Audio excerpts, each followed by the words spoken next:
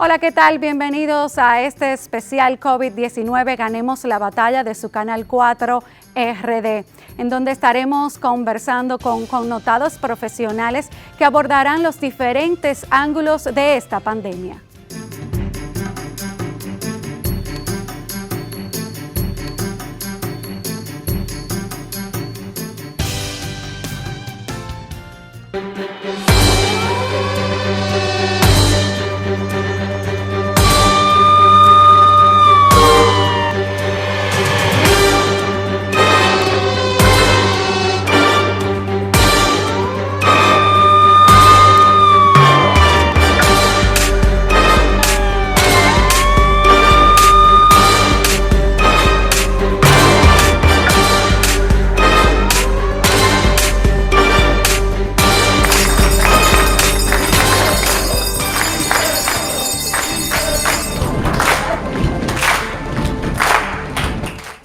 De inmediato les invitamos a conocer el comportamiento del COVID-19 en el mundo.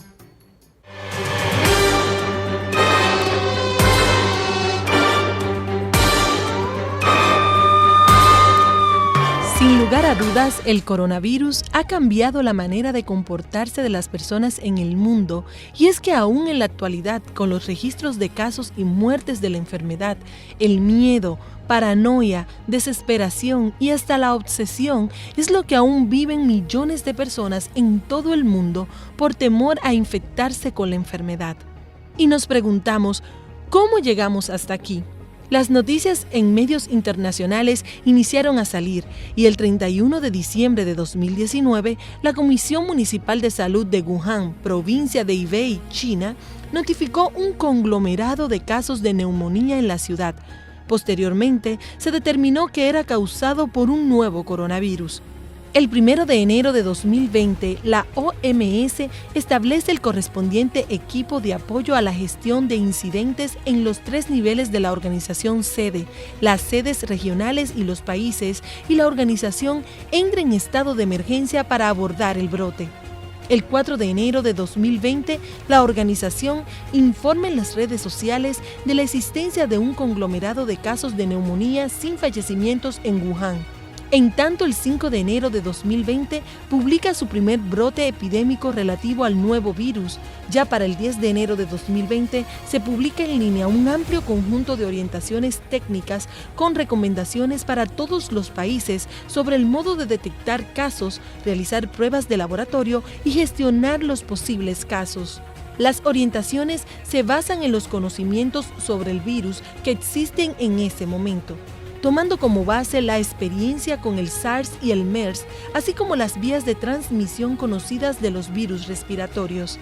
El 14 de enero de 2020, la responsable técnica de la OMS para la respuesta señaló en una conferencia de prensa que se produjo una transmisión limitada del coronavirus entre seres humanos, 41 casos confirmados, fundamentalmente a través de familiares, y que existía el riesgo de un posible brote más amplio.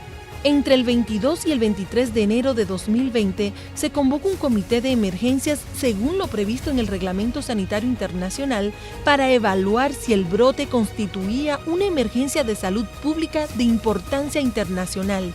Mientras que el 30 de enero de 2020, el director general de la OMS convoca de nuevo el comité de emergencias, antes de los 10 días de plazo y tan solo 2 días después de notificarse los primeros casos de transmisión limitada del coronavirus entre seres humanos fuera de China. En esta ocasión, el Comité de Emergencias llega a un consenso y recomienda al director general que el brote constituya una emergencia de salud pública de importancia internacional. El director general acepta la recomendación y declara el brote por el nuevo coronavirus. El informe de situación del 30 de enero señala la existencia de un total de 7.818 casos confirmados en todo el mundo, la mayoría de ellos en China y 82 en otros 18 países. La OMS evalúa el riesgo en China como muy alto y el riesgo mundial como alto. El 3 de febrero se publicó el Plan Estratégico de Prevención y Respuesta de la Comunidad Internacional para ayudar a los estados con sistemas de salud más frágiles a protegerse. profundamente preocupada para el 11 de marzo de 2020 por los alarmantes niveles de propagación de la enfermedad y por su gravedad, y por los niveles también alarmantes de inacción, la OMS determina en su evaluación que el COVID-19 tenía que caracterizarse como una pandemia. El 13 de marzo de 2020 se establece el Fondo de Respuesta Solidaria contra el COVID-19 para recibir donaciones de particulares, empresas e instituciones. Para el 18 de marzo de 2020, la OMS y sus asociados ponen en marcha el ensayo Solidaridad, un ensayo clínico internacional que tiene por objetivo generar datos sólidos de todo el mundo para encontrar los tratamientos más eficaces contra el COVID-19. Los casos iniciales se informaron en Francia, Alemania y otros países con un número relativamente bajo de casos.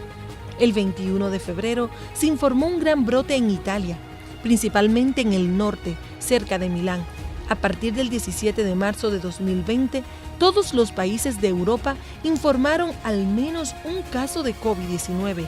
Supone el segundo continente más afectado del mundo por la pandemia, habiendo superado 2.5 millones de casos confirmados y más de 190,000 muertes. El primer caso confirmado de la pandemia de enfermedad por coronavirus de 2019 a 2020 en Estados Unidos se anunció el 21 de enero de 2020. Brasil tiene 50,000 casos diarios de coronavirus. Pasando al plano local, en la República Dominicana no fue sino hasta el 1 de marzo que el Ministerio de Salud Pública confirmó el primer caso con coronavirus en el país.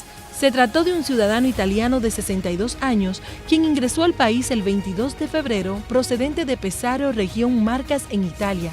El paciente fue internado en el Hospital Militar Dr. Ramón de Lara.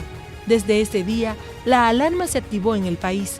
Asociaciones, sociedades, organismos y demás entes públicos y privados comenzaron a seguir de cerca todo lo referente a la enfermedad y las autoridades sanitarias, conjuntamente con el gobierno, comenzaron a anunciar las medidas del lugar para evitar el brote de la enfermedad.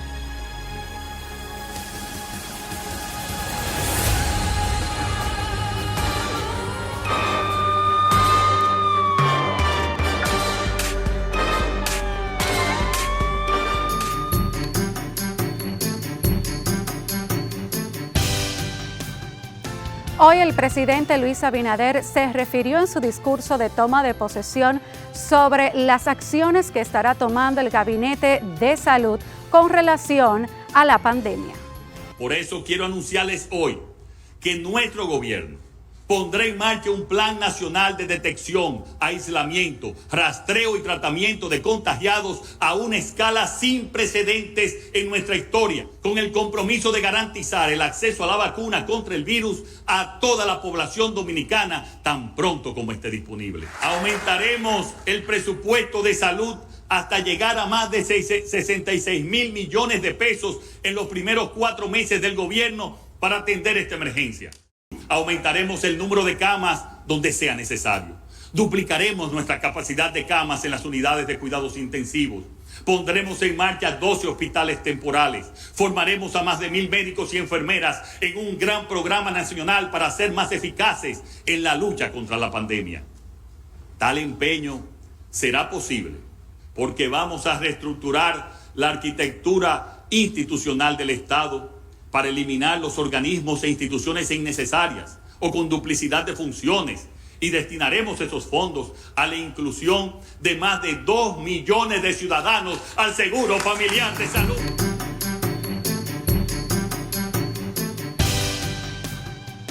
En este especial COVID-19, Ganemos la Batalla, pues hemos evidenciado que en nuestro país hay 2 grupos de personas: los que se cuidan, que mantienen la prevención desde sus casas, y los que no se han cuidado, que no han mantenido ese distanciamiento físico ni social, generando un crecimiento en la curva de contagio en nuestro país. En ese sentido, pues nosotros vamos a estar conversando con la doctora Genara Santana, a quien tenemos aquí con nosotros. Muy buenas tardes.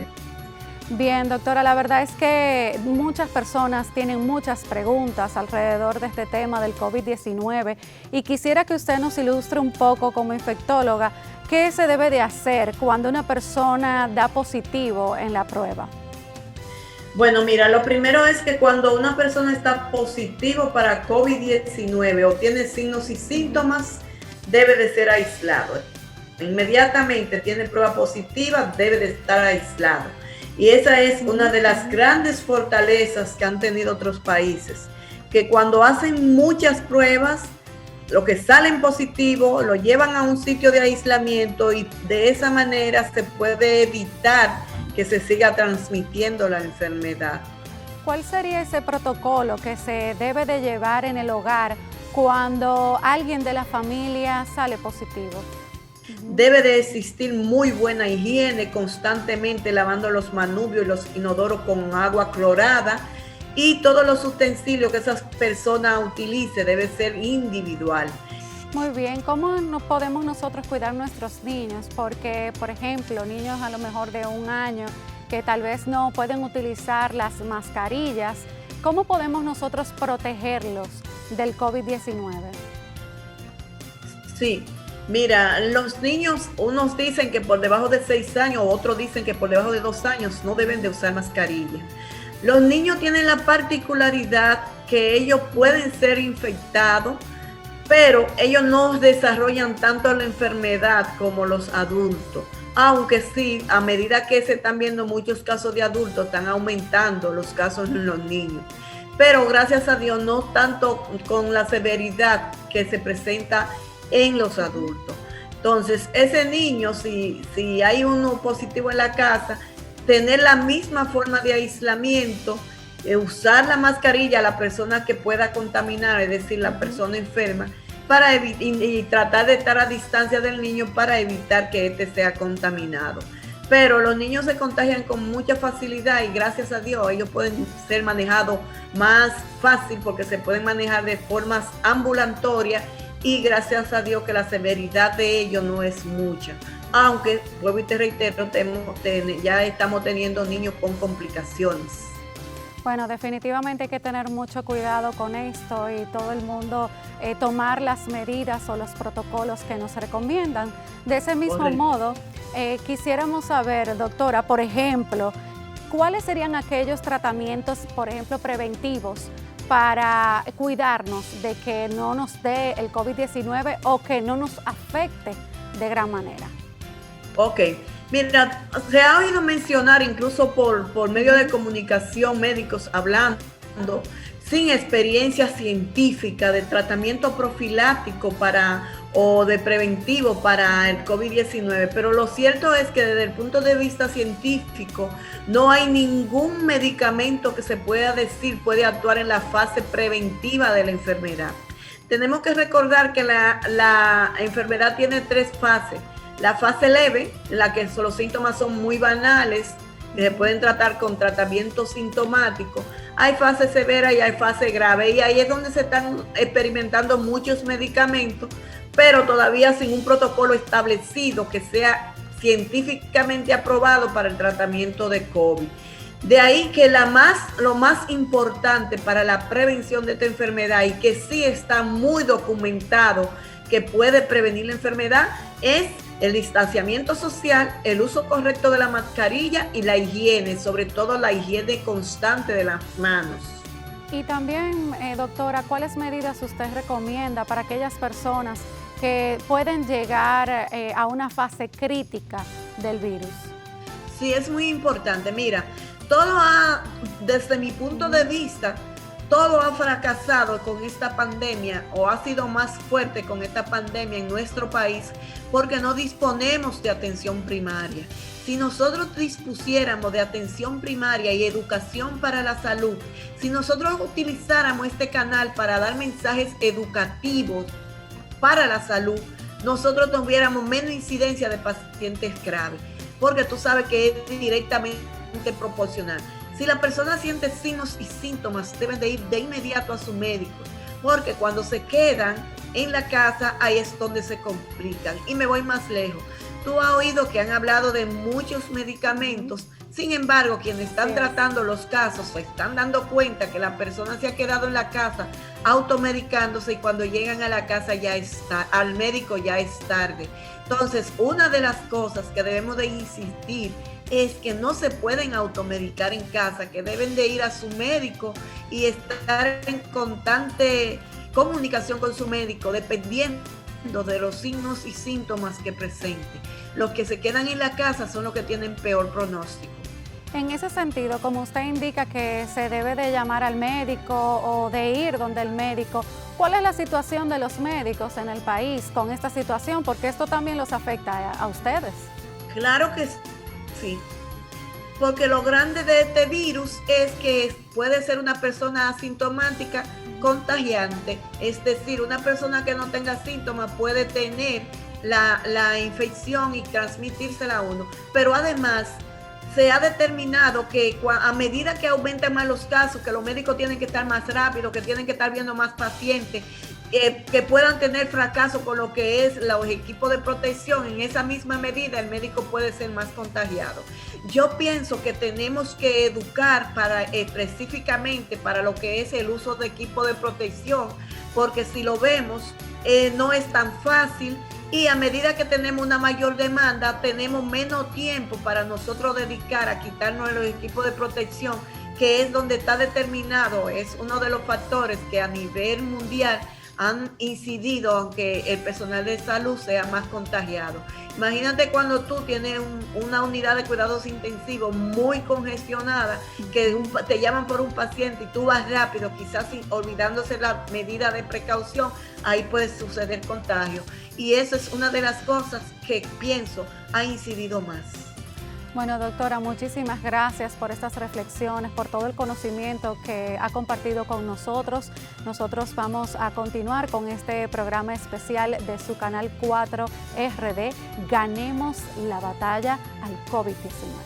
Claro que sí, la vamos a ganar. Tenemos muy buenas esperanzas. Así será. Muchísimas gracias, doctora Genara. Siempre a las órdenes.